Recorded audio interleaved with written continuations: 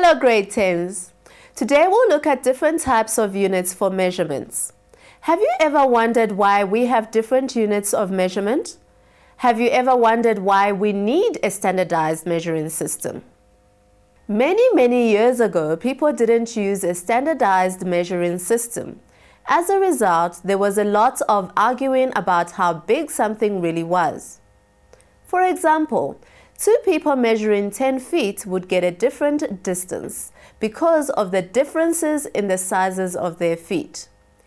These days, we use the standardized measuring system called the metric system to ensure that we compare measurements accurately. We are going to go through some of the ways in which we measure and discuss the units we use for these measurements. We use all sorts of instruments to measure length and distance, such as rulers, tape measures, odometers in cars, thrundle wheels, and more.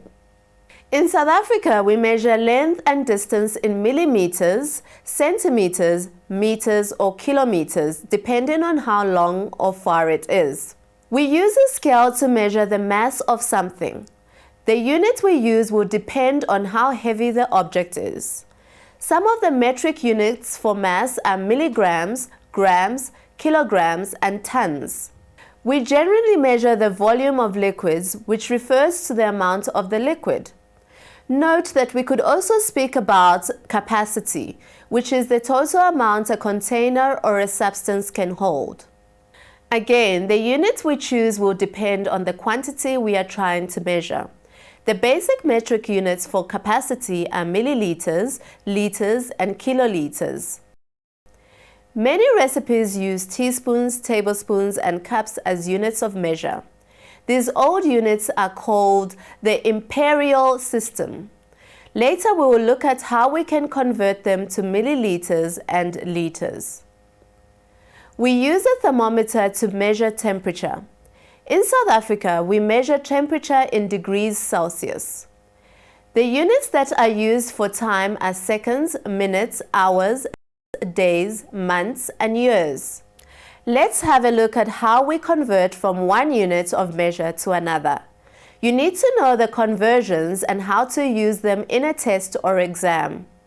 1 centimeter is the same length as 10 millimeters. 1 meter is the same length as 100 centimeters, which is also the same length as 1000 millimeters. 1 kilometer is the same as 1000 meters. 1 gram is the same mass as 1000 milligrams. 1 kilogram is the same mass as 1000 grams. 1 ton is the same mass as 1000 kilograms.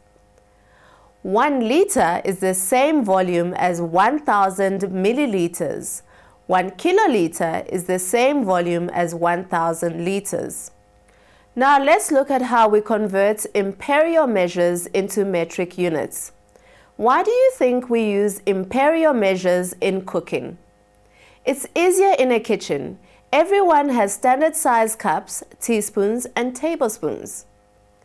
The conversion of these imperial measures is as follows.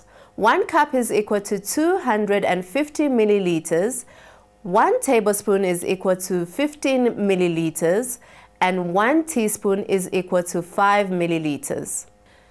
Whenever you want to measure something, you need to choose the appropriate unit of measurement. We wouldn't measure our waist measurements in kilometers, and neither would we measure the distance from Johannesburg to Durban in millimeters. Hope you enjoyed learning about different metric units today. Don't forget to practice the examples that can be found in the measurement task video. More information can be found on our website. Goodbye.